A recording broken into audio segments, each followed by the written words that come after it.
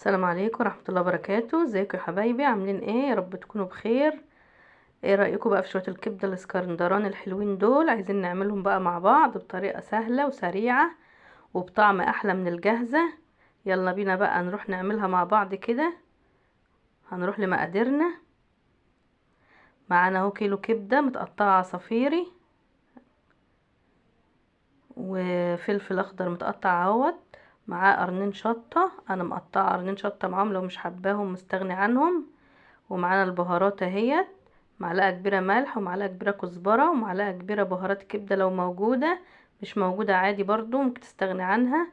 ومعلقه 7 بهارات صغيره ومعلقه فلفل اسمر صغير. وده توم 3 معالق توم مهروسين. هنروح بقى على النار دلوقتي، نجيب طاسه، معلقتين زبده ومعلقه زيت سخنين كده، وننزل بهم بالكبده. ما تقلبهاش، سيبيهم بس كده تاخد صدمه عشان ما تنزلش العصاره بتاعتها.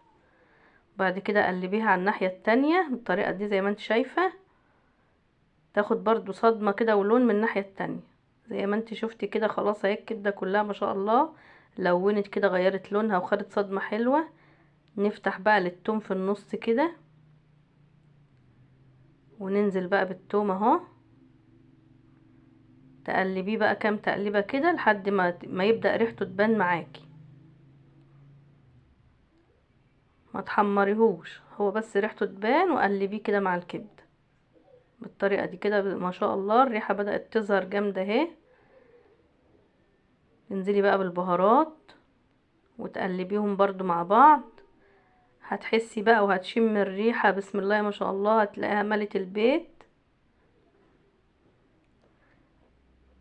تنزلي بعدهم بقى على طول بقى كده بالفلفل بتاعك، ودي معلقة هريسة شطة برضو اختياري، لو حابة مش حابة خلاص.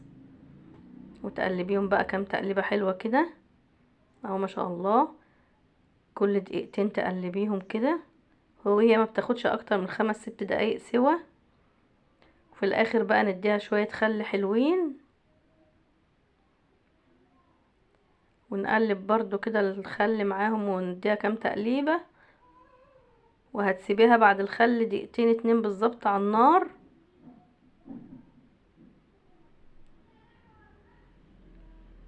وهتلاقيها بقى استوت معاكي وبقت زي الفل.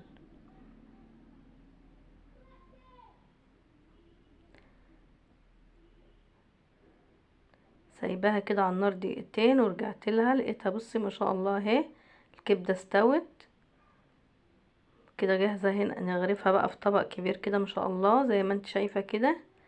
وكده بقى معاكي بسم الله ما شاء الله احلى طبق كبدة اسكندراني، احسن من الشارع واحسن من بره، وريحتها مالية الدنيا ونضيفة وطعم جامد وريحة جامدة وحاجة كده انت عاملاها بايدك، كله هيحبها. اولادك هيحبوها وكل البيت هيحبها من ايدك. جربيها بقى وبقولي لي رأيك ايه، وبألف هنا وشفا. ما تنسينيش بقى في اللايك والشير والسبسكرايب، واشوفكم على خير ان شاء الله في وصفة جديدة. في نهاية الفيديو ما تنسوش تدعموني بلايك وسبسكرايب وتفعلوا زر الجرس عشان يوصل لكم كل جديد، واشوفكم ان شاء الله في فيديو جديد.